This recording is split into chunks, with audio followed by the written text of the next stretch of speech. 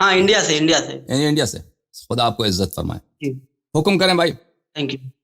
کیا نام ہے آپ کا؟ جی صاحب میرا نام ماڈرن آئنسٹائن ہے. کیا نام ہے؟ Modern Einstein. ماڈرنائز ٹائم، جی یہ نام ہے آپ کا؟ جی ہاں.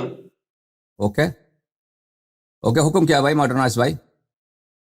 جی میرے کو، ہم چھوٹے سوالات سے اسٹارٹ کرتے ہیں، اس کے بعد دھیرے دھیرے جو ہے کچھ ٹف سوال بھی کرتے ہیں، اوکے تاکہ آپ میں کیا بولنا چاہ رہا ہوں آپ سمجھ گئے تو بہتر ہوگا. اوکے. میرا پہلا سوال یہ ہے. اپنا کچھ تعارف کرائیے. میں ماڈرنائز بھائی، یہ نام بھی آپ کا عجیب ہے ماڈرنائز. یہ کوئی یوزر جی نیم ہے یا واقعی ماں باپ نے یہ نام رکھا آپ کا ماڈرنائز نام رکھا؟ نہیں، یہ یوزر نیم ہے میرا. اچھا یوزر نیم ہے. اوکے جناب. اچھا تعلق کس فرقے سے ہے؟ میں کوئی فرقہ نہیں میرا. اوکے اوکے، سوال کریں بھائی. میرا پہلا سوال یہ ہے ہوں. کہ جہاد کیا ہے، اور کیا ابھی بھی یہ جاری ہے؟ جہاد میں نے یہ ہے سنا میرے ہے عزیز. جی جی جی حکم کریں. میں ایک سوال کمپلیٹ کر لیتا ہوں. جی جی. جہاد کیا ہے؟ میں نے سنا ہے کہ جہاد جو ہے قیامت تک جو ہے جاری رہے گا، بلکہ تو کون سی شکل میں رہے گا؟ ہم تو صرف ان کے یہی آئمہ شاہی باتیں سنتے ہیں، جیسے کہ جو ہے نفس کا جہاد کرو، یا جو ہے تعلیم حاصل کرو. لیکن میں نے جہاں تک معلوم کیا ہے کہ اصل جہاد جو ہوتا ہے نا، قربانی دینے کا، فرسٹ لیول کا، وہ جہاد جو ہے آخرت تک، قیامت تک جاری رہے گا، اور کوئی نہ کوئی شکل میں رہے گا. تو ابھی فی الوقت وہ جہاد دنیا میں کہاں پر جو ہے اویلیبل ہے؟ یا طالبان ہے، یا داعش ہے، یا کوئی اور جتنے دنیا میں ملک ممالک ہے، تو کہاں پر اصل جہاد موجود ہے؟ جی ہاں، آپ کی خدمت میں عرض کریں. جہاد کی دو قسم ہیں نا ہمارے مذہب میں. ایک جہاد اکبر ہے، ایک جہاد اصغر ہے. جہاد اصغر یہ ہے کہ آپ جہاد اصغر بھی چھوٹی جو جہاد ہے اس کی دو قسمیں ہیں. ایک جہاد ہے انسان اپنی دفاع کے لیے جہاد کرتا ہے، اور ایک جہاد وہ ہے جو کفار کے ممالک کو پہ قبضہ کرنے کے لیے جہاد کیا جاتا ہے. جہاد اکبر جو ہے وہ ہے اپنے نفس کے ساتھ جہاد، یعنی برائیوں سے بچنے کی جہاد. اسٹرگل روزانہ، جدوجہد روزانہ، تاکہ انسان برائیوں سے بچے اور نیکی کی طرف اپنے نفس کو لائے. یہ جہاد اکبر ہے، یہ بڑی جہاد، یہ اہم جہاد. اور جو چھوٹی جہاد ہے وہ جہاد اصغر ہے، وہ جو تلوار سے، سلاح سے، ویپن کے ساتھ کیا جاتا ہے. اس کے دو قسم ہیں. ایک جہاد ہے دفاع کے لیے. وہ دفاع کے لیے وہ ہوتا ہے کہ اگر کسی نے آپ کے شہر پہ حملہ کیا، یا کہ آپ کے کسی گاؤں پہ حملہ کیا، ایک قبیلہ ہے، دوسرے قبیلے کے لوگ اس پہ حملہ کرتے ہیں اس کو مارنے کے لیے. پرانے زمانے میں تھے، اس طرح بہت ہوتا تھا.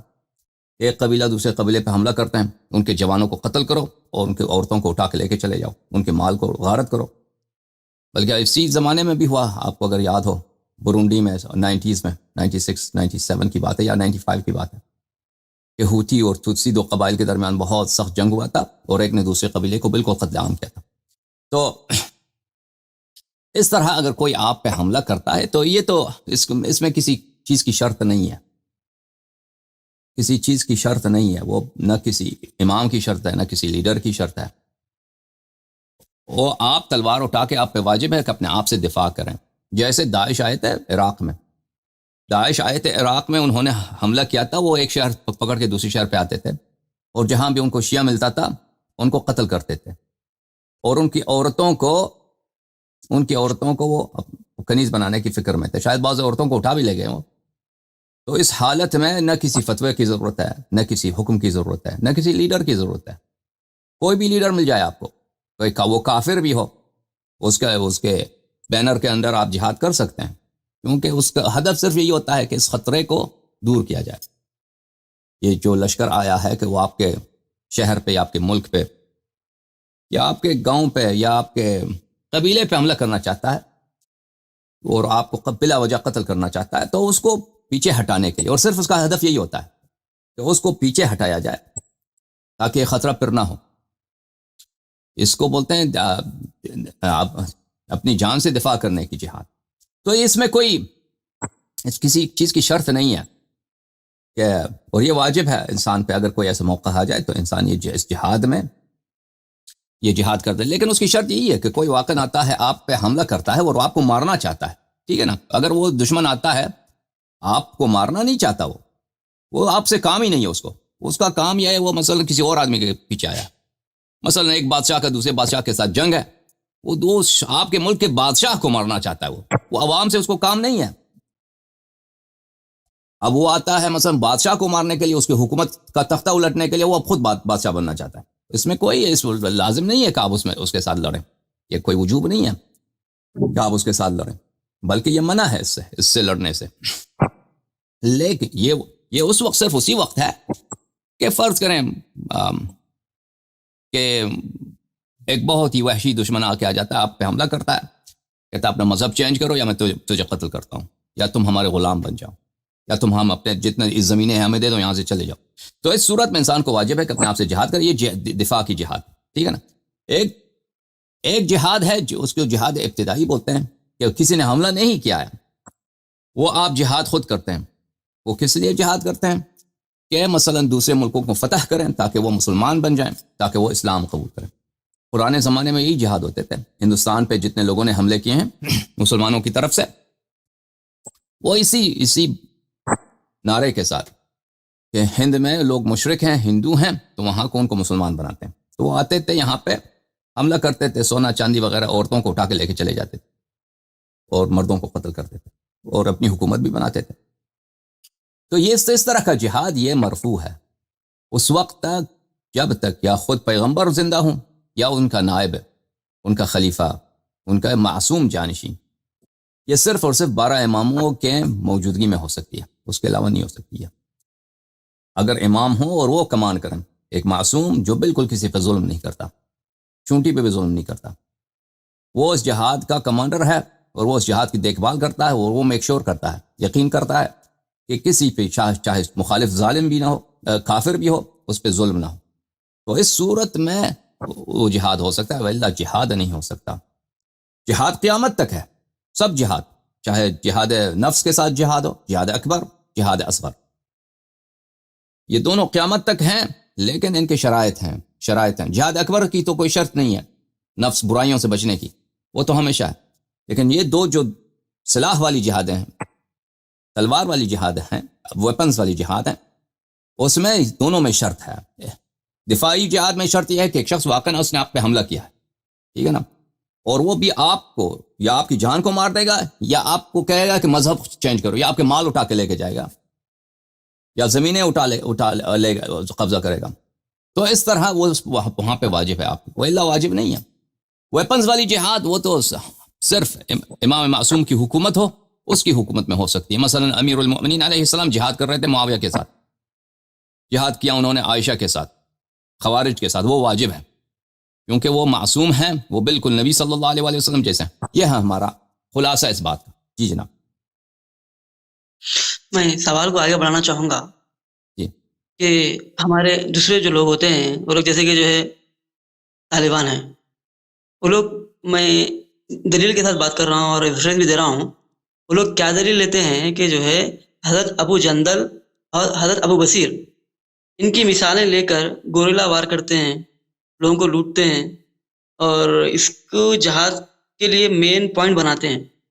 جہاں تک میں سنا ہوں، جہاں تک یہ لوگ جو اپنی کارگری کرتے ہیں ان احادیث کو لے کر کرتے ہیں، تو کیا یہ حدیث صحیح ہے جو اللہ کے نبی کے زمانے میں جو آئی تھی حضرت ابو بصیر اور ابو جندل نے جو ہے ان کو روک کے اصراف کیا تھا، تو آج کے زمانے میں بھی اس کو پلی لے کے دوسروں کے اوپر جو ہے مار دینا، جیسے کہ آج جو میں نے ہے عرض کیا نا، اگر امام معصوم ہے، اس کی اجازت ہے. مثلا ہم نبی صلی اللہ علیہ وسلم کے زمانے میں رہتے ہیں، نبی صلی اللہ علیہ وسلم حکم دیتے ہیں کہ تم اس طرح سے جہاد کرو، چاہے وہ کسی طرح سے بھی حکم دینا، کہ آپ کمانڈو کی حیثیت سے جہاد کرو، چپکے سے جا کے حملہ کرو، یا لشکر لے کے جاؤ علناً، جیسے بھی وہ حکم دیں، کیونکہ وہ معصوم ہیں، ان کو یہ اتھارٹی ہے، تو یہ جائز ہے.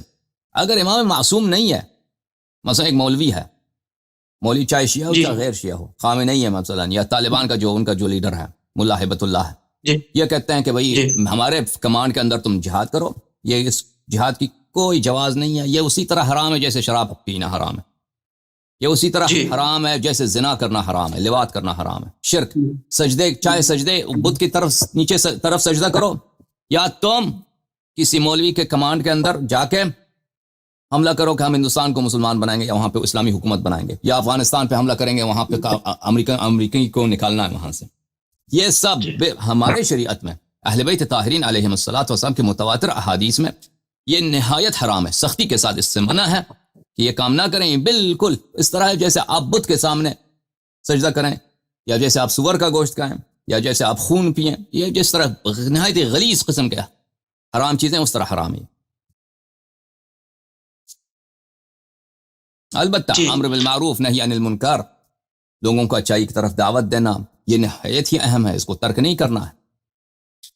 اللہ آپ کا بھلا کرے، لوگوں کا خدمت کرنا، یتیموں کو پالنا، بیواؤں کو خدمت کرنا، لوگوں کے لیے مثلا سڑک بنانا، کہ جس قسم کی بھی خدمت ہو سکتی ہے وہ اس کی نہایت عظیم ثواب ہے، یتیم خانے بنانا، مسجد بنانا، کتابیں چھاپنا، فقیر فقراء کو کھانے دینا، یہ سب صحیح ہے، لیکن ہم یہاں پہ ان کی بات نہیں کر رہے ہیں، ہم بات کر رہے ہیں کہ تلوار کے ساتھ، اسلحے کے ساتھ، ویپن کے ساتھ لڑائی میں شرکت کرنا، ٹھیک ہے نا، جی یہ جی صرف اور صرف معصوم امام کے کمانڈ اور ان کی لشکر میں ان کا بینر ہو، ان کا جھنڈا ہو، ان کے جھنڈے کے تلے یہ جائز ہے، وَإِلَّا سختی سے یہ حرام، مگر جی یہ کہ دفاعی ہو، مگر یہ دفاع کے لیے ہو، دفاع کے لیے پھر وہ امام کی شرط نہیں ہے، جو بھی آپ کافر کے جھنڈے کے نیچے بھی، مثلا ہم پڑوسی ہیں، میرا پڑوسی کافر ہے، وہ جی کمانڈر ہے، کوئی شخص حملہ کرتا ہے وہ ہم سب کو مارنا چاہتا ہے، تو میں اس کافر کے جھنڈے کے نیچے بھی اس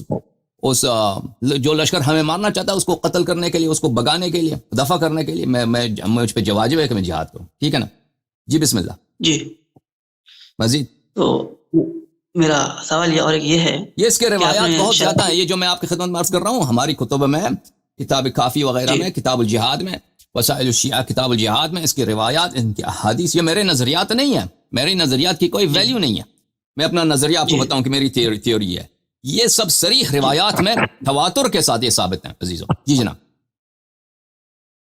ابھی آپ نے جو ہے شراب کی بات کی، الکوہل کی بات، تو میں آپ سے یہ جاننا چاہتا ہوں کیونکہ الکوہل میں بھی جو ہے 1 to 2% بریڈ، جو ہم جو بریڈ کھاتے ہیں نا بیکری وغیرہ میں، تو جب اس کو فرمنٹیشن کیا جاتا ہے تو ریسیڈیوز کے طور پہ جو ہے 1 to 2% جو ہے بریڈ کے اندر الکوہل رہتا ہے، تو کیا ویسی بریڈ کھائی جا سکتی ہے اگر اس میں اگر الکوہل 1% بھی حرام نہیں ہے، شراب حرام ہے میرے بھائی، ہماری شریعت میں الکوہل، نہ الکوہل تو بعد میں بنی ہے، الکوہل جی نبی صلی اللہ علیہ وسلم کے زمانے میں نہیں تھی، جی الکوہل کو جابر بن حیان نے ظاہراً بنایا تھا، وہ بعد میں تھے، دوسری جی صدی میں تھے، تو حرمت جو ہے احادیث میں، وہ حرمت وہ کس پر ہے؟ یا تو بیر ہے جو نبیذ ہے، بیر لوگ پیتے ہیں نا، وہ جی کھجور سے عرب بناتے تھے، بعض لوگ اس کو جو سے بناتے ہیں، بعض گندم سے بناتے ہیں، وہ حرام ہے، جی اور شراب حرام ہے۔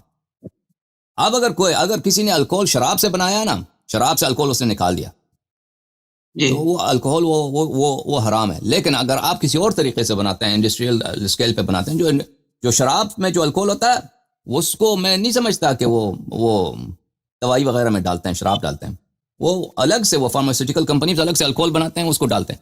بہرحال بریڈ میں جو ہے نا، بریڈ تو شراب ہے ہی نہیں ہے، اس میں ایسٹ ہوتا ہے، فرمنٹیشن ہوتی ہے، اس میں ہو سکتا ہے آپ اس کو لے کے جائیں، اس کا کیمیکل انالیسس کریں لیب میں، تو اس میں کچھ الکوہل ہو پاتا، میں نے پہلی دفعہ سنا، صحیح بھی ہوگا، لیکن صحیح ہے، یہ بالکل صحیح شراب نہیں ہے، جی الکوہل کا کوئی حکم نہیں ہے اسلام میں، حرمت ہے شراب پر، اگر شراب ہے جی یا بیئر ہے تو حرام ہے، ٹھیک ہے نا۔ نہیں، میرا پوچھنا مطلب جیسے کہ شراب کے اندر جو تاثیر ہوتی ہے، جو ماہیت ہوتی ہے، اگر بریڈ میں بھی وہی ہو لیکن بہت قدار میں ہو، جیسے کہ اگر آپ جو ہے ایک بریڈ لے کے، پوری بریڈ خالی نارمل ایسے کھا لیجیے تو اس سے بھی آپ کو غنودگی آتی، ایک نارمل بریڈ لے کے اس کو کچھ بھی مطلب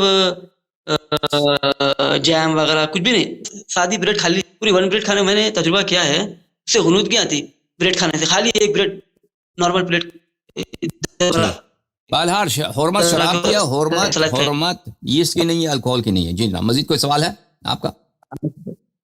ہاں بالکل، جی بالکل، میرا سوال یہ ہے کہ اسلام کیا ہے، اس کو قبول کرنا کیوں ضروری ہے، اور کیا اسلام قبول کرنے کے لیے اخلاق ضروری ہے، یا اصل چیز کیا ہے جس سے اسلام کو ہم قبول کرنا چاہیے. اچھا ایک منٹ. جی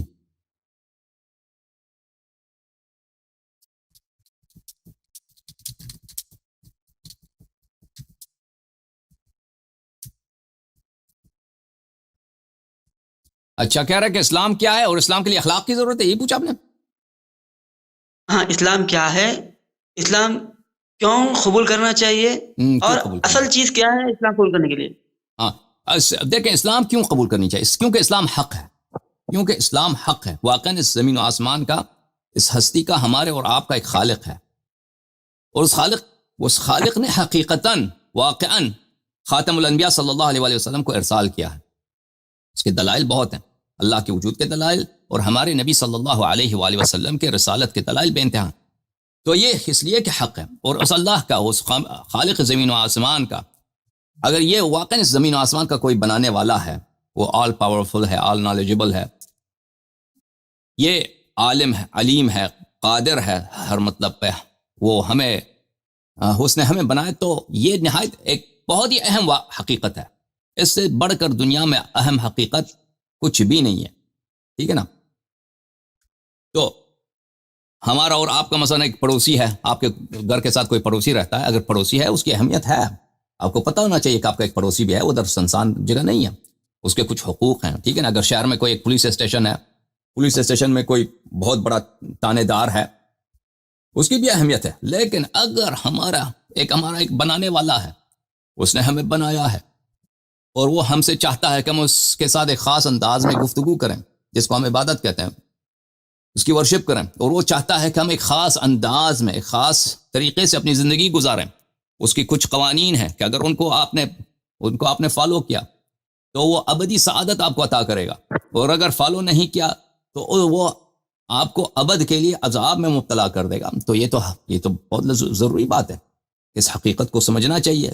اس سے بڑھ کر کوئی حقیقت ہے نہیں، اس سے مور امپورٹنٹ کوئی انفارمیشن ہے ہی نہیں ہے. اگر ایسی کوئی بات ہے تو ہماری پوری زندگی کو یہی ڈکٹیٹ کرے گی. ٹھیک ہے نا؟ تو اس لیے اسلام کو قبول کیوں کرنا چاہیے؟ کیونکہ اسلام حق ہے، اللہ ہے، نبی صلی اللہ علیہ وسلم واقعاً نبی ہیں، قرآن واقعاً اللہ کا کلام ہے، اور نبی نے جو دین لے کے آیا ہے صلی اللہ علیہ وآلہ وسلم، وہ وہی دین ہے کہ اس کے مطابق اللہ نے جو پروگرام ہمیں دیا ہے کہ زندگی اس طرح سے تم گزارو، میرے ساتھ اس انداز سے روزانہ بات کرو، میں تیرے انتظار میں ہوتا ہوں 5 دفعہ دن میں، میرے ساتھ اس طرح سے بات کرو، میرے ساتھ اس طرح راز و نیاز کرو، مجھے اس طرح مانگو، مجھے اس طرح طلب کرو، اور میری رضا ان باتوں میں ہے. تو یہ واقعاً اللہ کی جانب سے وہ پروگرام، وہ میسج ہمیں آیا ہے. ٹھیک ہے نا؟ تو یہ اسلام ہے، اور اسلام کیوں قبول کرنی چاہیے اس کی دلیل ہے. ٹھیک؟ اور مزید کوئی حکم؟ جی، میرا حکم یہ سوال یہ تھا کہ جب ہم نے بہت سے لوگوں سے سنا ہے کہ جو ہے بعض لوگ جو اخلاق سے اسلام قبول کرے، بعض لوگ کہتے ہیں کہ جو اذان کی آواز بہت اچھی تھی کہ تو میرے کو جو ہے اسلام کی طرف راغب ہونا دل بولا. عجیب اور قسم کے جو ہے ہم نے بہت سے جو ہے واقعات سن رکھے ہیں. تو اسلام قبول کرنے کے لیے مطلب کیا چیز کو سن کے قبول کرنا، اصل کیا بولنا اور کیا سمجھ کے قبول کرنا، میں سمجھے میری بات آپ؟ میں سمجھ گیا آپ کی بات، اور میرا جواب یہی ہے، اس لیے کہ اسلام حق ہے. It's true. کیوں اسلام کو قبول کریں؟ آپ میں نہیں کہتا کہ وہ اذان کی آواز خوبصورت ہے یا قرآن کی تلاوت کان کو اچھی لگتی ہے. میں اس بات کو نہیں مانتا، اس لیے اسلام قبول کرنی چاہیے کہ اذان جو ہے وہ اس کی آواز بہت سنہری ہوتی ہے. دنیا میں سنہرے آواز بہت ہوتے ہیں. ٹھیک ہے نا؟ اور اس کا مطلب یہ نہیں کہ ہاں سنہرے آواز اتمن اس کا میسج بھی صحیح ہے. بہت سارے لوگ ہیں جو غلط بات کو بہت خوبصورت، آپ کے ہندوستان میں بہت سے ایسے گلوکار ہیں، بہت ساری چیزیں وہ گاتے ہیں، سناتے ہیں آپ کو بہت خوبصورت آواز میں. ٹھیک ہے نا؟ لیکن اس کا مطلب یہ نہیں کہ ان کا میسج بھی صحیح ہے، وہ جو کہہ رہے ہیں وہ بھی صحیح ہے. وہ نہایت ہی گھٹیا اشعار ہوتے ہیں، نہایت ہی گھٹیا اشعار کو بہت ہی خوبصورت آواز میں آپ کو سنائیں گے. ٹھیک ہے نا؟ میں ان باتوں کو نہیں مانتا. اسلام کیوں قبول کرنی چاہیے؟ کیونکہ یہ حق ہے، یہ حق ہے، حق ہے، یہ واقعاً اللہ حق ہے، حقیقتاً اللہ ہے، حقیقتاً اللہ ہم سے عبادت مانگتا ہے، اور ایک خاص طریقے سے عبادت مانگتا ہے.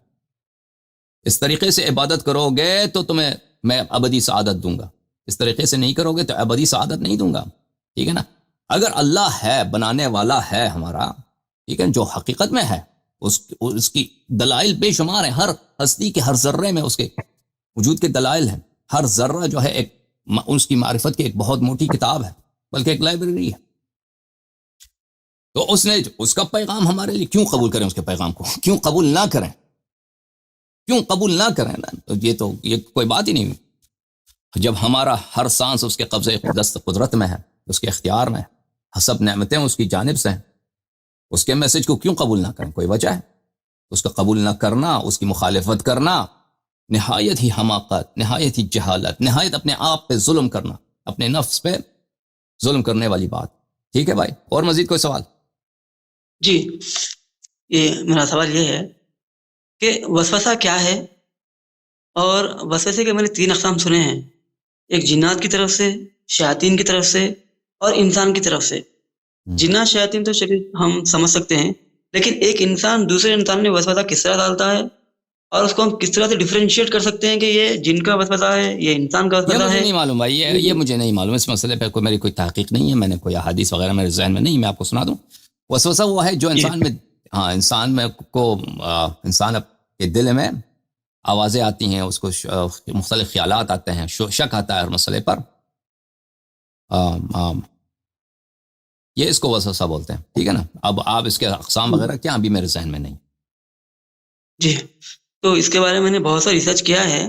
میں بتا سکتا ہوں کہ انسانی کس کو کہتے ہیں، کیسا ہوتا ہے شیطانی وسوسہ، اور انسان کے خود کے خیالات۔ اس کے لیے بہت سارا وقت درکار ہے، ہم اگر موقع ملا تو آگے اس کے بارے میں بات کریں گے۔ انشاءاللہ میرے کچھ اور سوالات ہیں، میرے پاس کچھ اور سوالات جس سے میں آپ سے پوچھنا چاہوں گا۔ کیا؟ جی، میرے کچھ اور سوالات ہیں، میں آپ سے پوچھنا چاہوں گا۔ جی جناب۔ ہمارے پاس بہت سے ایسے فرقے کے لوگ ہیں جو ہے کوئی بھی جو بندہ ہوتا ہے نا دوسرا، تو اس کو جو ہے نا تنگ کرنا، ستانا، اس کو مسلمان ہے چیک کرنے کے واسطے جو ہے اس کو دھوپ میں کھڑا کر کے رکھے بولنا، گھوڑے کو جو ہے نا دھوپ میں کھڑا کرے مضبوط ہونے کے واسطے انوانٹیڈلی ٹیسنگ کرنا، ستانا، تنگ کرنا، اور ابھی سے جو ہے نا تیار کر رہے بول کے جو ہے نا، جیسے کوئی سولجرز کو ٹریننگ دیتے ہیں نا، تو انوانٹیڈلی جو ہے نا بہت زیادہ ظلم کرنا، اور اپنی بات کو جو ہے منوانا، اور اگر ان کی بات نہیں سنے تو جو ہے نا انہیں ہمارے آدمی نہیں ہے بولنا۔ تو کیا ایسے لوگوں کی بات کو سمجھنا چاہیے، کیا ان کے ساتھ مل کے رہنا چاہیے، یا مخالفت کرنی چاہیے؟ یعنی وہ غریب لوگوں کو اذیت کرتے ہیں، دھوپ میں کھڑے کر کے مارتے ہیں؟ نہیں، مطلب ایک ایگزامپل میں نے یہ دیا کہ جو ہے جیسا کہ جو ہے آپ سنے ہوں گے کہ جہاں کوئی جنگ میں جانے سے پہلے گھوڑے کو پہلے اس کو باندھتے ہیں نا، مطلب اس کو ریڈی کرنے کے لیے، عرب کی مشہور کہاوت ہے ایسا کچھ۔ تو کیا کرتے ہیں بولتے ہیں یہاں پر جو ہے نا جو بچے ہوتے ہیں نا، تو مطلب جو بھی وہ لوگ ہوتے ہیں ان کو جو ہے مطلب یہ وہ غیر ضروری طریقے سے تنگ کرنا، پریشان کرنا، اور لوگوں کو نئے نئے تجربے کرنا، اور نظران لگانا، پیٹ میں درد کرنا۔ دیکھیں یہ جو حیوانات کو اذیت دینے والی بات کر رہے ہیں، یہ روایات میں اس کی منع ہے، احادیث میں اس کی منع ہے کہ حیوان کو اذیت کیا جائے۔ بعض حیوان ہیں ان کو مارنے کا حکم ہے، مثلا سانپ ہے، یہ ثواب ہے، انسان سانپ کو دیکھ لے مار دے اس کو، یا چھپکلی ہے اس کو مارنے کا، یا مثلا وہ ہے چوہا ہے، ایسے جانور ہیں، ٹھیک ہے نا؟ تو لیکن بقیہ جانوروں کو مارنے سے منع کیا گیا ہے، اور یہ روز قیامت محشور ہو جائیں گے جانور، ٹھیک ہے نا؟ اور وہاں پہ تو ہر چیز کا حساب لیا جائے گا، ہر چیز کا حساب لیا جائے گا۔ اگر انسان کسی جانور کے ساتھ بھی نیکی کرتا ہے تو اس کا بھی ثواب مل جائے گا روز قیامت، قیامت کے دن اس کا بھی حساب ہوگا، اس کا بھی ثواب مل جائے گا، ٹھیک ہے نا؟ اور اب لوگوں پہ انسان لوگوں کو اذیت کرے، اللہ کے بندوں کو اذیت کرے، تو اللہ کے بندے جو ہے نا، اللہ اپنے بندوں سے پیار کرتا ہے، اللہ تعالیٰ اپنے بندوں سے پیار کرتا ہے، محبت کرتا ہے، وہ کافر ہوں مسلمان ہوں، ان پہ اپنا رحمت نازل کرتا ہے۔ تو ہماری شریعت میں نے یہ تو نہیں، ہمارے قرآن مجید فرماتا ہے وَقُولُوا لِلنَّاسِ حُسْنًا، لوگ چاہے کافر بھی ہوں ان کے ساتھ اچھی طرح سے بات کرو، پیار سے بات کرو، احترام سے بات کرو، اور دوسروں کے لیے بھئی وہی کام کرو جو تم اپنے لیے چاہتے ہو، تمہیں اپنے لیے پسند ہے، وہ دوسروں کے لیے بھی وہی پسند کرو جو اپنے لیے پسند کرتے ہو۔ تو یہ ہماری اہل بیت طاہرین علیہم الصلوۃ والسلام کی تعلیم میں یہ ہے کہ جانوروں کے ساتھ بھی نیکی، آپ کے پاس اگر کوئی گھوڑا ہے نہیں اس کو نہایت اس کو خیال رکھنا ہوگا اور اس کا ٹیک کیئر کرنا ہوگا. آپ کو بچے ہیں اس کا ٹیک کیئر کرنا ہوگا. آپ کا پڑوسی ہیں ان کے بہت حقوق ہیں. پڑوسی کے تو حقوق بے نہایت ہیں. عالم ہے شہر میں اس کا حق بنتا ہے. ماں باپ ہیں رشتہ دار ہیں ان کے حقوق ہیں. کافر بھی ہیں نا, ہمارے روایات میں بہت ہیں کافر آتے تھے اہل بیت علیہ السلام کے پاس. یہودی آتے تھے, بعض لوگ آتے تھے جو بالکل بے دین ہوتے تھے, دہری ہوتے تھے. اہل بیت علیہ السلام کے ساتھ نہایت پیار سے احترام سے ان کو نہ گالی دیتے تھے نہ برا کہتے تھے, ان کے سوالوں کا جواب دیتے تھے. اور بہت سارے لوگ ہوتے تھے کہ اہل بیت علیہ السلام کو وہ گالی دیتے تھے. اہل بیت علیہ السلام آگے سے کہتے تھے اگر آپ کی کوئی حاجت ہے تو بتا دیجیے ہم آپ حاجت روا کر دیتے ہیں. اگر آپ بھوکے ہیں تو آئیے ہمارے گھر, ہم آپ کو کھانا کھلا دیتے ہیں. اگر آپ پیاسے ہیں تشریف لائیے, ہم آپ کو وہاں پہ شربت پلا دیتے ہیں. اگر آپ کے قرضے ہیں تو بتا دیجیے ہم آپ کے قرضے اتار دیتے ہیں. تو اہل بیت علیہ السلام بدترین دشمنوں سے بھی, کفار سے بھی, وَيُطْعِمُونَ الطَّعَامَ عَلَىٰ حُبِّهِ يَتِيمًا وَمِسْكِينًا وَأَسِيرًا. جو اسیر تھا وہ مسلمان نہیں تھا, وہ کافر تھا. وہ کافروں کا جنگجو تھا, مسلمانوں کو مارنے کے لیے آیا تھا. خود بھوکے رہے اور ان کو اپنا کھانا جو ہے اپنے دشمن کو کھلایا. ٹھیک ہے نا. یہ اور امیر المؤمنین علیہ السلام سے روایت ہے کہ رسول اللہ صلی اللہ علیہ وآلہ وسلم کے زمانے میں ہم نہایت فقر میں تھے. اہل بیت علیہ السلام فقیر تھے. اس کی وجہ یہ تھی کہ رسول پاک صلی اللہ علیہ وآلہ وسلم اپنا سارا پیسہ لوگوں پہ لگاتے تھے, دوسروں پہ. جو بھی ہمارا بھی حق بنتا تھا مثلا خمس سے, غنائم سے, وہ بھی جو ہے وہ بھی اپنا اہل خانہ سے اٹھا کر دوسروں میں بانٹتے تھے, دوسروں کو کھلاتے تھے. جو غیر اہل بیت ہیں, صحابہ ہیں, مدینے کے رہنے والے ہیں, نئے مسلمان ہیں, ان کی ٹیک کیئر کے لیے. اچھا مزید کوئی سوال ہے بتا دیجیے بھائی. ہاں بالکل ہے, میرے پاس سوالات ہے. جی مزید کوئی شیعہ مذہب کے متعلق اگر کوئی سوال ہے, اختلافی مسائل پہ سوال کیجیے, ہمارا اصل موضوع یہی ہے. ہاں بالکل ہے بھائی, وہ میرے پاس ہے. میں تجھے سکون سے آسانی سے آپ کے پاس جانا چاہ رہا ہوں تو تاکہ میں آپ کو مجھے دو سمجھ سکے مزید میں کیا سوالات کا چانس دیتا ہوں نا, پھر دو آپ جو اہم سوال ہے کر لیجیے کیونکہ دوسرے لوگ بھی منتظر ہیں میرے بھائی. ٹھیک ہے نا. ہاں چلیے بالکل, میں پھر سیشن میں آ جاؤں گا. اب ایک دو سوال کر لیتا ہوں میں. جی, آپ لوگ شیعہ اور سنی میں کیا ڈیفرنس سمجھتے ہیں اور کس کو حق پر سمجھتے ہیں؟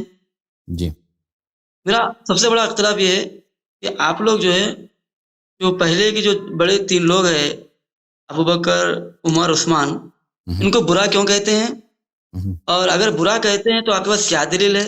میرے پاس تو ایک پرفیکٹ دلیل ہے. مطلب میں جو سمجھتا ہوں کہ جو ہے اگر عمر ابوبکر اگر غلط ہوتے تو جو پروفٹ ہے ان کے بعد لوگ, وہ پروفٹ ان کے بعد لوگ نہیں رہ سکتے تھے وہ لوگ. کیونکہ سب سے بڑی دلیل کہ اگر وہ لوگ غلط ہوتے تو ان کے بعد ان کو جگہ نہیں ملتی تھی. میں کامن بات کر رہا ہوں. آپ کیا بولنا چاہ رہے ہیں؟ 100 بات کی ایک بات آپ بولیے. شیعہ اور مذہب عمرے میں فرق کیا ہے؟ یہ زمین آسمان کا فرق ہے. یعنی مذہب شیعہ مذہب حق, ہر بات میں حق, توحید ہے ہمارا عقائد حق, رسالت میں حق, خلقت زمین و آسمان میں ہمارے عقائد حق, قرآن مجید کے متعلق ہمارے عقائد حق, صحابہ کے متعلق ہمارے عقائد حق, اہل بیت طاہرین علیہ السلام کے متعلق ہمارے عقائد حق. جماعت اور سب عقل کے مطابق اور دلیل کے اوپر, محکم دلائل پر. جماعت مخالفین کے عقیدہ جو ہے توحید سے شروع کر لیں. اللہ ان کے مذہب میں نہایت ظالم, نہایت بیوقوف, اور اس کے شریعت ہی ابس ہی اندر ابس ہے. ٹھیک ہے نا. توحید سے اگر شروع کریں, اللہ کے افعال سے شروع کریں, اللہ کی جو ان کے ایک آسمانی جانور ہے ان کا خدا, ان کا اللہ میاں جو ہے آسمان میں ایک انسان کی طرح اس کی شکل ہے, وہ آسمان میں رہتا ہے, کام اس کے سب بیوقوفانہ ہیں. وہ خود آپ سے شرابی سے وہ شراب پلاتا ہے. شرابی جب شراب پیتا ہے تو وہ اللہ کا فعل ہے. بت پرست جو بت کی پوجا کرتا ہے وہ اللہ نے اس کو بت پرست بنایا, کافر بنایا. مومن جو مومن ہے اللہ نے اس کو مومن بنایا. جو نماز پڑھتا ہے بھی اس کا فعل, جو ایمان ہے بھی اس کا فعل, جو کفر ہے, جو شراب پیتا ہے, زنا کرتا ہے, لواط کرتا ہے, وہ بھی اللہ کا فعل. ٹھیک ہے نا. پر اگر یہ سب اللہ ہی کا فعل ہے تو مجھے بتاؤ تو نبی بھیجنے کی ضرورت ہی کیا ہے؟ تم خود ہی کراتے ہو, تمہاری مقدر ہے, تو نے تقدیر کرایا ہے, تیری قضاء و قدر ہے. تو نے کافر کو کافر بنایا ہے, وہ چاہے مسلمان بن جائے, مسلمان نہیں بن سکتا. شرابی شراب پیتا ہے, وہ شراب چھوڑ کے نمازی بن جائے, وہ نہیں کر سکتا. تقدیر میں یہی ہے. وہ سب تیرا فعل بھی تیرا ہے. ٹھیک ہے نا. فعل بھی ہے, تو نے پیغمبر کیوں بھیجا؟ میں کہتا ہوں وہ ایک آسمانی جانور ہے, اس کے سارے کار بے وقوفانہ. احمقانہ، ٹھیک ہے نا. ہمارے اس طرح نہیں ہے. اللہ تعالیٰ کوئی جانور نہیں ہے، اس جیسا ہے ہی نہیں. وہ نہ عقل میں آ سکتا ہے، نہ وہ کسی چیز کی شبیہ ہے، نہ اس کا پیر ہے، نہ سر ہے، اس کا جسم نہیں ہے. وہ جسم ہے ہی نہیں. نہ وہ اہل بیت علیہ السلام کی طرح ہیں، نہ کسی پتھر کی طرح ہیں، کسی بھی جسم کی طرح ہے نہیں اللہ تعالیٰ. اس کا وجود جو ہے بالکل مختلف ہے. وہ ہمارے ذہن میں نہیں آ سکتا. اتنا آ سکتا ہے کہ وہ موجود ہے، وہ حکیم ہے، وہ عالم ہے، وہ حی ہے، وہ قادر ہے. اس جیسا کوئی نہیں ہے، لیکن وہ کیسا ہے ہمیں نہیں سمجھ آ سکتا. ٹھیک ہے. اچھا، اور اس کے علاوہ اس نے ہمیں مختار بنایا ہے. ہم اپنے اختیار سے، میں مومن بنتا ہوں، مجھے اختیار ہے. اس طرح نہیں کہ اللہ نے ہمیں مجبور کیا. میں اللہ کے اختیار سے میں اور مومن بنتا ہوں، اور میں نماز پڑھتا ہوں. یہ میرا فعل ہے، یہ اللہ کا فعل نہیں ہے. اگر کوئی شخص جا کے زنا کرتا ہے، شراب پیتا ہے، لواط کرتا ہے، وہ قتل کرتا ہے، یہ اللہ کا فعل، وہ اس کا فعل ہے. اسی لیے اور اللہ نے خبر ہمیں طاقت دی ہے. اللہ نے ہمیں طاقت دی ہے اور ہمیں علم دیا ہے اور خبر بھی دیا ہے نبی صلی اللہ علیہ وسلم کے ذریعے کہ تم اگر اچھے کام کرو گے تو میں نے تجھے طاقت دی ہے، اختیار دی ہے، یہ ثواب ہے. برے کام کرو گے تو اس کا یہ عذاب ہے. ٹھیک ہے. تو پھر شریعت بھی صحیح ہے، پھر امر و نہی بھی صحیح ہے، وعد و وعید بھی صحیح ہے، جنت و نار بھی صحیح ہے. وَإِلَّا ان کے نظریے کے مطابق تو نہ جنت ہے. کیوں پیغمبر کو بھیجا کیوں ہے؟ تو سب کچھ تو نے خود کرایا ہے. تو یہ سارا ڈرامہ پیغمبر، اسلام، یہ سب اس کی ضرورت ہی کیا ہے؟ پھر روز قیامت حساب کس بات کا لوگے؟ تو نے خود کرایا بھائی. بت پرست کو تو نے بت پرست بنایا. اب اس بت پرست بیچارے سے کوئی حساب پکڑ لو کہ تو کیوں بت پرست بنا، بتوں کی پوجا کر، تو کیوں ہندو ہے؟ تو نے مجھے ہندو بنایا بھائی. اگر میں مسلمان بننا بھی چاہتا تھا نہیں بن سکتا تھا، کیونکہ تقدیر میں یہ تو نہیں لکھا تھا. اور آپ مجھے عذاب کر دو گے تو اس سے بڑا ظالم کیا ہے؟ اس سے بڑا ظلم کیا ہے؟ ٹھیک ہے نا. بے وقوف، ظالم، عبث. اچھا، اس کے بعد اس میں فرق بہت ہے شیعہ میں اور ان میں.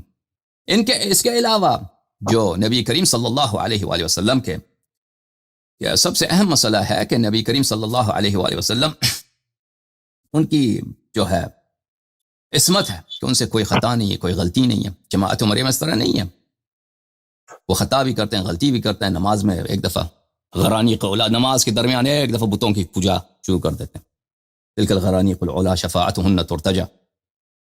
اور اس کے بعد جو سب سے اہم مسئلہ ہے کہ نبی کریم صلی اللہ علیہ وآلہ وسلم کے بعد ہدایت کا سلسلہ کیسے جاری رہا. ان کے مذہب کے مطابق کوئی اہتمام ہی نہیں ہے بھائی. نہ قرآن جمع کیا، نہ سنت جمع کی. صحابہ سب ان پڑھ ہیں. ٹھیک ہے نا. ایک شخص آیا ہے، اللہ کی جانب سے انفارمیشن لے کے آیا، میسج لے کے آیا اللہ کی جانب سے. ٹھیک ہے نا. اس کو خود بھی پتہ، اس نے خود خبر دی ہے کہ میں مر جاؤں گا، اور اس کو پتہ بھی ہے کہ اس کے صحابہ اس کے بعد بڑے بڑے فتنے کریں گے. اس نے خود بھی خبر دیا، اور یہ بھی خبر دی ہے کہ ان کا فتنہ دجال کے فتنے سے بھی زیادہ ہوگا. ٹھیک ہے نا. اور اس کو پتہ بھی ہے کہ یہ لوگ سب ان پڑھ ہیں. اس کو پتہ بھی ہے کہ اس کے بعد کوئی نبی نہیں آنے والا. تو یہ انفارمیشن، یہ میسج، اس کو پریزرو کرنے کا اس نے کیا اہتمام کیا؟ کچھ اہتمام ہی نہیں کیا. بس ختم، چلے گئے دنیا سے. کچھ نہ سنت لکھوائی، نہ قرآن لکھوایا. صرف صحابت تھے جن کو وضو تک نہیں آتی تھی. یہ عمر ابن خطاب ہے، اس کو مسلم میں لکھا، اس کو تیمم تک نہیں آتا تھا بھائی. یہ ایسے لوگ تھے. ایسے لوگوں پہ بھروسہ کرنا. وہ انفارمیشن جو ہم اور آپ قیامت تک، اب انسانیت کب تک جاری رہے؟ 10,000 سال، 20,000، 1,00,000 سال، قیامت تک 1,000,000 سال. نبی تو دوسرا نہیں آنے والا. یہ انفارمیشن اللہ کی قوانین کیا ہے، اس کی کوئی پریزرویشن کے اس نے کام ہی نہیں کیا. ٹھیک ہے نا. اور سب سے اختلافی مسئلہ ہے امامت. اس پہ اس نے کچھ بھی نہیں بولا. ختم بات، چلے گئے، بس مر گئے. دین کامل ہے، لیکن کیسے کامل؟ ٹھیک ہے. مذہب عمریہ کا اگر آپ دیکھیں ہر لحاظ سے یہ عقل کلیئرلی، یہ نہیں کہ شک کی بات، کلیئرلی بالبتاہا اس کی بطلان بالکل واضح ہے. جیسے سورج کو دیکھیں نا، یہ سامنے سورج ہے، اس طرح 2 اور 2 4، یہ واضح ہے. آپ بچے کو بھی کہتے ہیں 2 اور 2 کتنے بنتے ہیں، وہ کہے گا 4 ہے. واقعا مذہب عمریہ کی حقیقت آپ بتائیں ان کی اپنی کتب سے. تعصب کو اگر انسان چھوڑ دے تو وہ اعتراف کرے گا کہ یہ سب جھوٹ ہے، کہہ دے گا. ہم کہتے ہیں کہ نبی کریم صلی اللہ علیہ وآلہ وسلم نے اپنے بعد اہتمام کیا تھا. اس جیسا موجود ہے خلیفہ، جانشین، امام. کوئی انفارمیشن ضائع نہیں ہوا، کوئی میسج کا کوئی حصہ ضائع نہیں ہوا. اچھا، اس کے علاوہ آپ نے کہا کہ جو صحابت تھے وہ نبی صلی اللہ علیہ وسلم کے ساتھ کیسے تھے. تو کیا کرتا نبی ان کو؟ ایک بوڑھا شخص ہے، اس کا نام ہے ابو بکر. ٹھیک ہے نا. بوڑھا آدمی ہے, کہتا ہے میں مسلمان ہوا ہوں. کیا کرتا اس کو, آپ کیا سجیسٹ کرتے ہیں کہ دیکھیں اس نے خیانت تو بعد میں کیا نا, نبی صلی اللہ علیہ وسلم کے وفات کے بعد اس نے غداری کیا. ابو بکر ایک بوڑھا شخص ہے وہاں پہ, بیٹی بھی اس نے شادی کرایا اپنا, ٹھیک ہے نا. نبی کریم صلی اللہ علیہ وسلم اگر اس زمانے میں ان کو مارتے یا ان کو گالی دیتے, ایک شخص نے, دیکھیں کسی بھی ایک منصف شخص ہوتا ہے نا, جو باانصاف شخص ہے, وہ جنایت سے پہلے, جرم سے پہلے کسی شخص کو سزا نہیں دے سکتا یا اس کی بے عزتی نہیں کر سکتا. کر سکتا ہے بھائی؟ ایسا نہیں لگتا کہ آپ زیادتی کر رہے ہیں؟ نہیں, بالکل زیادتی نہیں کر رہا. مثلا اگر مجھے پتا چل جائے, میں ایک باانصاف شخص ہوں, کہ کل میرا جو شریک ہے, پارٹنر ہے, یہ چوری کر دے گا, میں ابھی اس کو گالی دے دوں کہ تو چور ہے, اس نے ابھی چوری نہیں کیا ہے, میرا اس کے ساتھ $1,00,000 فرض کریں یا $1,00,000 جو ہے اس کی پارٹنرشپ ہے, وہ کل جو ہے وہ کیا کرے گا, وہ کل چوری کر دے گا. ابھی میں اس کو تو نہیں کہہ سکتا کہ اگر میں اس کو ابھی سے تپڑ مار دوں کہ بھائی آپ چور ہیں, ابھی سے میں اس کے خلاف کوئی کارروائی کروں, ٹھیک ہے نا, یہ تو اس کو کہہ دوں کہ نکل جاؤ یہاں سے, بھاگ جاؤ, یا وہ مال چھین لوں میں اس کا, یہ تو سب لوگ کہیں گے کہ بھئی آپ نے اس کے ساتھ زیادتی کیا. فرض کریں اگر رسول اللہ صلی اللہ علیہ وسلم اپنے حیات میں ابو بکر کو قتل کر دیتا, یا ابو بکر کی بے عزتی کرتا, یا عمر کی بے عزتی, گالی دے کے اس کو مسجد سے نکالو کہ بھئی تو منافق آدمی, تو میرے بعد یہ کرے گا, تو تاریخ میں کیا ہوتا. پھر ابو بکر تو غصب خلافت نہیں کر سکتا نا, اس کو تو بگا دیا, قتل کر دیا, یا کچھ اس کو جلا وطن کر دیا. تاریخ میں سب یہی لکھتے کہ یہ کیسا نبی تھا. اس کا ایک سسر تھا, ایک بڈھا آدمی, اس کے اپنے شہر کا تھا, مکے میں رہنے والا تھا, بلا وجہ اس کو کہتا مجھ پہ وحی ہو گئی ہے, اس کو بھگا دیا وہاں سے. وہ تو نیک آدمی تھا, نماز پڑھنے والا آدمی تھا, آپ کا سسر تھا. نبی کریم صلی اللہ علیہ وسلم ان وقت انہوں نے جو کام کیے ہیں, اس کا سزا ان کو ان کے کام سے پہلے, یہ شریعت کے خلاف ہے. شریعت میں آپ کسی کو ہاتھ نہیں کاٹ سکتے اس لیے کہ وہ کل چوری کرے گا. وہ اگر اس نے چوری کی تو اس کا ہاتھ کاٹ سکتے ہیں, ابھی سے ہاتھ نہیں کاٹ سکتے. تو ان کو غصب خلافت کا پہلے سے سزا نہیں دے سکتا. نبی کریم صلی اللہ علیہ وسلم یہ کر سکتا ہے کہ ایسے براہین ہمارے سامنے رکھ دے اپنے حیات میں کہ یہ لوگ امامت کے اہل نہیں ہیں, اور انہوں نے یہ کام بہت سارے کیے ہیں. نبی کریم صلی اللہ علیہ وسلم نے ان سے بیعت لیا, شجرہ رضوان میں بیعت لیا, بیعت الرضوان میں, کہ بھئی جان جائے بھی ہم فرار نہیں ہوں گے جنگ میں, ٹھیک ہے نا. اس کے فوراً بعد بیعت الرضوان کے بعد جو جنگ ہوئی, جنگ خیبر ہے. صحیح حدیث میں ابھی کچھ دیر پہلے میں نے آپ کو دکھا دیا, اسی تقاری میں میرے دیکھ لیجئے کہ ابو بکر بھی فرار ہو گئے وہاں سے, عمر بھی. تو اللہ تعالیٰ کو تو پتہ ہے, اور اللہ نے خبر دی, فمن بل ان الذين يبايعونك انما يبايعون الله يد الله فوق ايديهم بل ومن ينكث فمن نكث فانما ينكث على نفسه, کہ جو اس بیعت کو توڑ دے گا, یہ اللہ کے ساتھ بیعت ہے, آپ کے ساتھ بیعت نہیں ہے, اللہ کے ساتھ بیعت ہے. جو اس کو توڑ دے گا وہ اس کی اپنی ہلاکت ہے, اس کی اپنی شقاوت ہے. اور انہوں نے توڑ دی بیعت, تو یہ بہت بڑی حجت ہے کہ یہ بے وفا لوگ ہیں, یہ دنیا دار لوگ ہیں, یہ ایسے لوگ ہیں جن کی ایمان صرف ان کے منہ پر ہے, وقت آ جاتا ہے تو یہ بھاگ جاتے ہیں, ٹھیک ہے نا. نبی کریم صلی اللہ علیہ وسلم یہ کر سکتے ہیں کہ دیکھیں عرب کا جو کلچر تھا, اس میں غلاموں کو وہ اچھی نگاہ سے نہیں دیکھتے تھے. مثلا ایک شخص قبیلے کا سردار ہے, شریف خاندان سے ہے, ٹھیک ہے نا, اس کی ویلیو ہوتی تھی, اس کا احترام ہے, اس کا پریسٹیج ہے. اور ایک غلام ہے, کالا ہے, اس کی ناک جو اتنی چپٹی ناک ہے, بھئی اس کو کوئی احترام تو نہیں کرتا تھا نا. نبی کریم صلی اللہ علیہ وسلم نے ابو بکر کو, عمر کو, عثمان کو, جتنے صحابہ تھے, اپنے وفات سے کچھ دن پہلے ایک غلام ہے, اس کا نام ہے اسامہ ابن زید ابن حارثہ, 17 سے بھی کم اس کی عمر نکال, 16 سالہ اس کی عمر ہے, اس کا کمانڈر بنایا. ان سب کو کہا کہ تم اس کے سپاہی اس کی اطاعت کرو, اور یہاں سے جاؤ, مکے سے, مدینے سے نکل جاؤ, بھاگ جاؤ. سب کو بولا روم کی طرف جاؤ. اعلان کے روم میں کچھ ہو بھی نہیں رہا تھا اس وقت, روم کے بارڈر پہ اس وقت کچھ نہیں ہو رہا تھا, کوئی رپورٹ. جتنے جنگ ہوئے نبی کریم صلی اللہ علیہ وسلم کے لشکر, انہوں نے سرایا بھیجے ہیں, اس کی کوئی بیک گراؤنڈ ہے, وہاں پہ ایک تھریٹ ہے, وہاں پہ کوئی لشکر جمع ہو رہا ہے حملہ کرنے کے لیے, اسی لیے لشکر کو بھیجا جا رہا. اور اتنی دور تبوک تک, موتا تک, وہ 45 دن کا راستہ ہے, وہ بھی گرمی کی حالت میں. ان کو ادھر بھیجا ہے کہ تم ادھر چلے جاؤ, ٹھیک ہے نا. اور سب صحابہ نے شکایت بھی کیا کہ یہ کیا کر رہے ہیں. ایک 15 بعض کتاب میں لکھا اسامہ کی وہ عمر 14 سال تھی اس وقت, 15 16 17. جب ان لوگوں کو اس طرح تذلیل کرنا, یہ نبی کریم صلی اللہ علیہ وسلم نستجیر باللہ پاگل نہیں ہے. ہر انسان کو اپنے فعل معاشرے میں کس طرح وہ نظر آتا ہے اس کا کچھ اندازہ ہوتا ہے, اور بعض لوگ زیادہ ہوشیار ہوتے ہیں, حکیم ہوتے ہیں, ان کو زیادہ معلوم ہوتا ہے. مثلا میں آج یہاں پہ اس طرح کا کپڑا پہنوں, آج جاؤں آپ کے سامنے, آپ مجھے کس طرح نگاہ سے دیکھو گے, مجھے کچھ اندازہ ہے. میں اگر مثلا ٹوپی لگاؤں, مجھے لوگ کیسے میرے ساتھ برتاؤ کریں گے, ٹھیک ہے نا. ابھی آپ ادھر آئیں, ابھی میں آپ کو خدا نخواستہ آپ کو گالی دوں, مجھے اندازہ ہے کہ لوگ کس نگاہ سے مجھے دیکھیں گے نا, لوگ میری مذمت کریں گے. حیدرآباد سے ایک آدمی آیا تھا, آپ نے ان کے ساتھ اچھا بات نہیں کیا. ایک شخص لشکر کا کمانڈر بناتے ہیں, یہ معاشرے میں غلط نگاہ سے لوگ اس کو دیکھیں گے. نبی کریم صلی اللہ علیہ وسلم عاقل العقلاء, نبی نہ بھی ہوتے نا, آپ کہہ دیں دنیائی لحاظ سے کہہ دیں کہ چلو نبوت نہیں مانتے ان کو, کوئی کافر بھی کہے, اتنا تو مانتے ہیں کہ بھائی بہت وائز آدمی ہے, پولیٹیکل لحاظ سے بہت شروڈ آدمی ہے, اپنے معاشرے کو اچھی طرح سے جانتے ہیں. تو جب آپ ان صحابہ کو ان کا دیکھیں, ان سے زیادہ بے عزتی کیا ہے.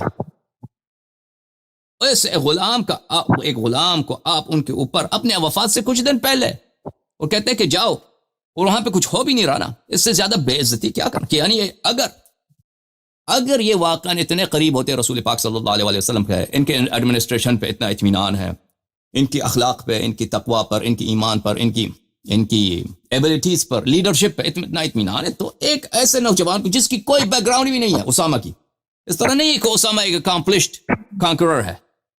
اسامہ ایک بہت ہی بہادر, شجاع, فاتح آدمی ہے. چلے عمر کم ہے, اس کو جنرل ہے بھائی, کوئی بات نہیں. اسامہ کچھ بھی نہیں ہے, نہ نبی کریم صلی اللہ علیہ وسلم کے حیات میں اس کی کوئی کارکردگی ہے, نہ اس کے بعد اس کی کوئی کارکردگی ہے کہ وہ بڑا فاتح آدمی, بڑا شجاع, کچھ بھی نہیں ہے اسامہ. اسامہ ایک غلام ہے, چپٹ, اور وہ بدصورت بھی ہے, کالا ہے, رات کی طرح کالا. اور یہ عرب جو تھے نہایت قوم پرست لوگ تھے, یہ مسلمان تو ہوئے تھے لیکن وہ عادات تو ان سے نہیں گئے تھے. تو اس طرح ان کی بے عزتی کی نبی کریم صلی اللہ علیہ وسلم نے کہ اگر لوگ دیکھ لیں تو بعد میں آ جائیں, دیکھ لیں کہ ان کی لیڈرشپ پہ ان کا کوئی بھروسہ نہیں تھا. اس طرح ان کو بے عزت کیا تھا پیغمبر صلی اللہ علیہ وسلم نے. اور اس طرح کے مزید واقعات کہ ان کو کبھی کوئی عہدہ نہیں دیا تھا ابو بکر عمر کو, سمجھ میں آ رہی. تو اس لیے نبی کریم صلی اللہ علیہ وسلم کا اخلاق حسنہ تھا. کوئی بھی شخص آتا تھا کہ ہم مسلمان ہوئے, اس کو گود میں لیتے تھے, آغوش میں لیتے تھے, ان کو رد نہیں کرتے تھے کہ مجھے پتا ہے کہ بعد میں غیب کے عالم سے مجھے پتا ہے کہ آپ بعد میں مرتد ہو جائیں گے. کبھی اس طرح نہیں کرتے تھے. جو بھی شخص آیا وہ کہتا ہے کہ میں مسلمان, اس کو کہتا ہے ٹھیک ہے مسلمان, آ جاؤ, نماز پڑھو, نماز سکھاتے ہیں آپ ان کو. عطایا, بل میں نے عرض کیا نا کہ عطایا جو آتے تھے, مال غنیمت, خمس وغیرہ, اپنے اہل بیت کو بھوکا رکھتے تھے, وہی لوگ جو عام مسلمان کو ان کو کھلاتے تھے. یہ نہیں کہتے تھے بعد میں سے آپ لوگ بہت سارے مرتد ہو جائیں گے. تو نبی کریم صلی اللہ علیہ وسلم اگر اس طرح کرتے نا اپنے علم غیب پر کہ مجھے اللہ کی جانب سے تو علم ہے کہ یہ آدمی بعد میں مرتد ہوگا, اس کو وہ برا برتاؤ کرتے, تو اس طرح ان کی بڑی بدنامی ہوتی تاریخ میں. نبی کریم صلی اللہ علیہ وسلم جتنے لوگ تھے, عیسائی, یہودی, مشرک, کہتے یہ دیکھیں یہ آدمی پاگل ہے, ہم نے دیکھا ہے فلانی شخص آیا ان کے پاس مسلمان ہوا, اس کو قتل کر دیا, یا اس کو اس نے کوڑے مارے, اس کو بے عزت کر کے شہر سے نکال دیا کہ تو بھائی بعد میں مرتد ہو جائے گا. ٹھیک ہے, اس طرح تو نہیں کر سکتے تھے وہ. اوکے بھائی, مزید کوئی حکم, آخری سوال آپ کا, اس کے بعد پھر میں نیکسٹ کالر کو لوں گا. جی بالکل. ابھی جو آپ نے بتایا, میں اس سے خاطر خواہ مطمئن تو نہیں ہوں, لیکن واضح جواب تو مجھے نہیں ملا. پھر ایک لاسٹ سوال پوچھتا ہوں میں آپ سے. نہیں, ابھی آپ وجہ بتائیں کہ اس میں کیا ہے, مثلا اس میں اشکال کیا ہے. نہیں, میں نے جی, کیونکہ میں نے سوال یہ کیا کہ اگر ابوبکر, عثمان, عمر, اگر یہ لوگ ذریعے بھی غلطی کرتے تو کیا یہ لوگ پروفٹ کے ساتھ دفن ہونے کی جرت کر سکتے تھے, یا پروفٹ یا اللہ اس کو برداشت کر سکتے تھے؟ دفن کی بات کر رہے ہیں آپ نے. دیکھیں عثمان تو نبی کریم صلی اللہ علیہ وسلم کے ساتھ مدفون نہیں, عثمان تو یہودیوں کے قبرستان میں مدفون ہے. عثمان تو ابو بکر اور عمر کہاں پہ مدفون ہے؟ نبی کریم صلی اللہ علیہ وسلم کے حجرے میں اس کے ساتھ مدفون ہے. ٹھیک ہے نا. اگر بات آپ کی صحیح ہے, اگر یہ تدفین, دیکھیں عزیزو, یہ ان کی دلیل ہے, جماعت مخالفین کی دلیل ہے کہ دیکھیں ابو بکر کی قبر کہاں, عمر کی قبر کہاں. دیکھیں عزیزو, نبی کریم صلی اللہ علیہ وسلم اپنی ملکیت میں مدفون ہے, ان کا اپنا گھر ہے, ٹھیک ہے نا. ان کا اپنا حجرہ ہے. یہ ابو بکر کا حجرہ نہیں تھا, یہ مسلمانوں کا حجرہ نہیں تھا. نبی کریم صلی اللہ علیہ وسلم جب مدینہ آئے انہوں نے زمین خریدا, اس زمین پہ بعد میں انہوں نے مسجد بنایا, اور اسی زمین پہ بعد میں انہوں نے حجرات بنائے تھے, اور وہ ان کی اپنی ملکیت تھی. جب شادی کرتے تھے کسی عورت سے وہ اس سے پیسے لے کے اس کے لیے گھر نہیں بناتے تھے. نبی کریم صلی اللہ علیہ وسلم اپنے پیسے سے انہوں نے گھر بنایا. گھر مختصر تھے, کوئی شاہانہ محل نہیں تھے, مختصر تھے, لیکن یہ ملکیت ہے پیغمبر صلی اللہ علیہ وسلم. اچھا, نبی کریم صلی اللہ علیہ وسلم دنیا سے گئے ہیں, یہ ملکیت کس کی ہے؟ ٹھیک ہے نا, ہمارا عقیدہ ہے, قرآن کا فرمان ہے کہ جو بھی شخص مرتا ہے اس کی میراث اس کی اولاد کو ملتی ہے. عورت کو 1/8 حصہ ملے گا, وائف کو. نبی کریم صلی اللہ علیہ وسلم کی 9 وائفز ہیں, 9 زوجات ہیں, تو 1/8 کو 1/8 کو 9 حصوں میں تقسیم کریں گے, ہر زوجے کو ملے گا. لیکن اس کے باوجود ازواج کو, شیعہ اور سنی میں یہی ہے کہ ازواج کو جائیداد سے کچھ نہیں ملتا. ایک شخص مرتا ہے, اس کا مکان ہے, مثلا مکان اس کے بیٹوں کو, اس کے بیٹیوں کو جائیں گے, اس کے اولاد کو جائیں گے, اور اس کی زوجہ کو, اس کی وائف کو اس مکان کی قیمت, اولاد کو اس مکان کی قیمت میں سے 1/8 زوجہ کو دینا ہو, کیونکہ اس کو جائیداد نہیں مل سکتا زوجہ کو. تو نبی کریم صلی اللہ علیہ وسلم اپنے جائیداد میں مدفون ہے. قرآن کا حکم ہے کہ ان کی جو جائیداد ہے ان کی اولاد کو جائے. اولاد تو ایک ہی بیٹی ہے بس, تو اور نہ ان کا نہ کوئی بھائی ہے, کچھ بھی نہیں ہے, ماں باپ بھی پہلے سے دنیا سے جا چکے ہیں. تو سب یہ ملکیت کس کی بن گئی؟ زہرا سلام اللہ علیہا کی. اچھا, ابو بکر نے روایت نقل کی کہ یہ تو سب صدقہ بن جاتا ہے. ٹھیک ہے نا, اس روایت کو ہم نہیں مانتے. اگر مان بھی لیں نا, اگر صدقہ مان لیں, تو وہ صدقہ تو وہ مسلمانوں کے فقراء کا ہے, اس جائیداد پر مسلمانوں کے فقراء کا ہے, کسی اور کی ملکیت نہیں. تو نبی کریم صلی اللہ علیہ وآلہ وسلم وہاں پہ مدفون ہیں. یا تو یہ زہرا سلام اللہ علیہا کی ملکیت ہے, یہ مکان جو قرآن کا حکم ہے, یوصیکم اللہ فی اولادکم للذکر مثل حظ الانثیین. قرآن نے کوئی استثناء نہیں کی. قرآن نے فرمایا کہ اللہ تعالی حکم دیتا ہے کہ اپنی اولاد کا حق میراث سے محروم نہ رکھنا. ان کو ذکر کو, بیٹے کو, بیٹی 2 گنا حصہ ملتے ہیں. تو یہ تو اسلام کا حکم ہے. ٹھیک ہے نا, یہ زہرا کا حق ہے.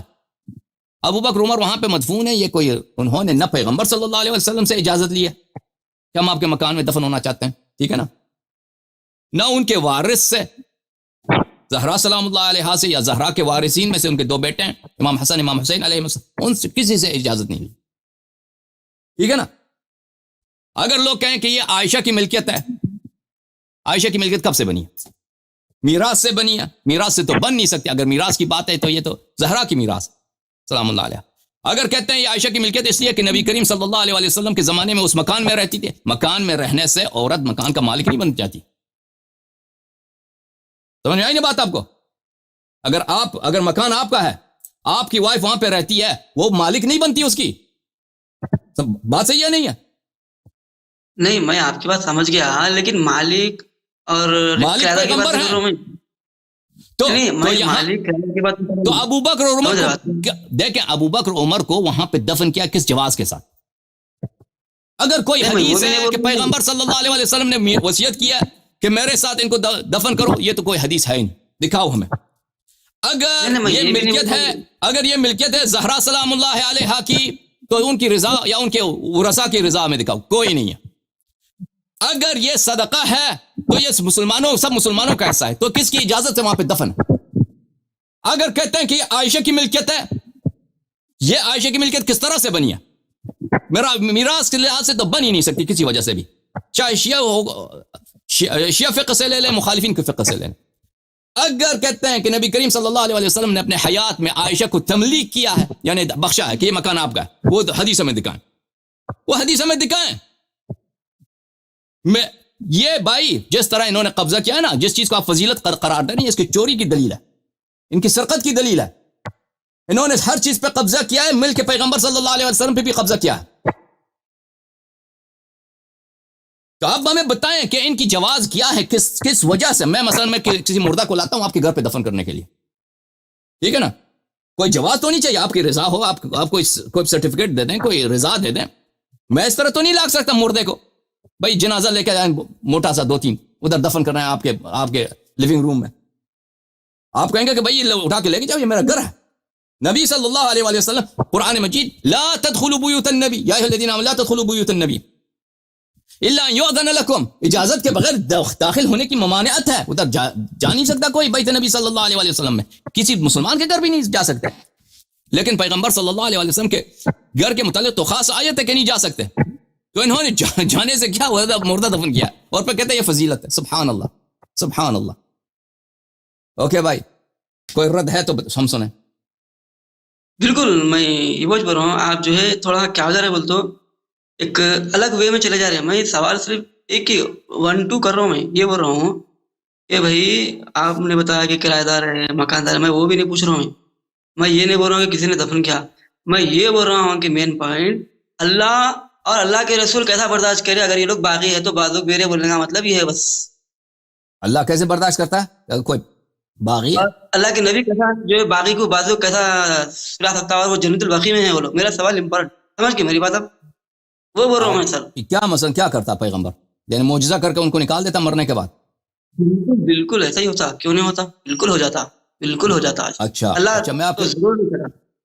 آپ کی خدمت میں عرض کروں، شیعہ حدیث میں یہی ہے، شیعہ صحیح احادیث میں یہی ہے کہ دفن ہوتے ہی ابو بکر اور عمر کو ملائکہ نے وہاں سے نکال دیا تھا.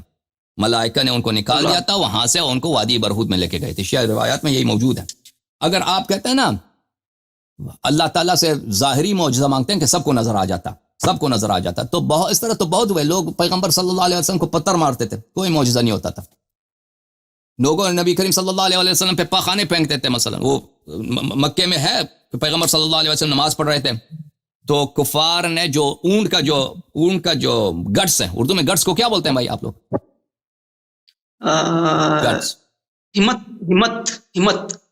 ہمت جو بھی بولتے ہیں. گٹس وہاں ہے وہ جہاں پہ اونٹ کا پاخانہ ہوتا ہے، وہ نہایت غلیظ ہوتی ہے، اس کی بہت شدید بدبو ہوتی ہے. اور عرب میں تو گرمی بہت ہے نا، گرمی میں جو جانور کا پیٹ ہے بالکل وہاں پہ اس کے جو پاخانے ہوتے ہیں وہ مدفوع ہوتا ہے، وہ تو بہت اس کی بدبو ہے. وہ سجدے کی حالت میں اس کو پھینک دیا ان پہ، ٹھیک ہے نا. کوئی معجزہ نہیں ہوا، معجزہ نہیں ہوا. اس طرح آپ توقع نہ رکھیں کہ ہمیشہ معجزہ ہوتا رہے.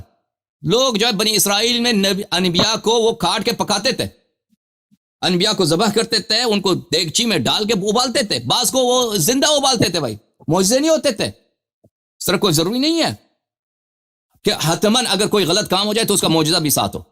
بہت دفعہ غلط کام ہوتا ہے، معجزہ نہیں ہوتا. امام حسین علیہ السلام کو لوگوں نے ذبح کیا، اس طرح نہیں ہے کہ وہاں پہ فوراً معجزے شروع ہو گئے. اوکے جناب، بہت مہربانی آپ کا، سلامت رہیں. اوکے تھینک یو میرے بھائی، خدا حافظ، آپ کا سلامت رہیں. میں ایک منٹ، ہم کبھی ہو سکتا ہے کہ آگے اور بات کریں. جی بالکل، آپ ہمارے جو آپریٹر حضرات ہیں ان کے ساتھ بات کریں اور وہ آپ کو اسکیجول کر دیں گے. آپ کا میں آپ سے اجازت لینا چاہ رہا ہوں کہ الگ سے ایک سیشن کیا جائے، تاکہ جو ہے میرے پاس بہت سے سوالات ہیں اور بہت سا ریسرچ ہے، تاکہ جو ہے آپ جو ہے نا اپنا تعارف بھی اچھی طرح سے کر دیں، تاکہ ہم یہ بھی سمجھیں کہ آپ کی وہ ہے ہمارے لیے بھی ہے کوئی لائق ہیں بھی کہ وہ آپ کے لیے اسپیشل سیشن رکھ دیں. آپ نے نام بھی نہیں بتاتے نا، کہتے ہیں ماڈرنائز میرا نام ہے. ماڈرنائز صاحب آپ اس سے بات کریں ہمارے آپریٹر سے، پھر انشاءاللہ رکھ دیں گے آپ کے لیے، ٹھیک ہے نا. بہت مہربانی. Okay thank you.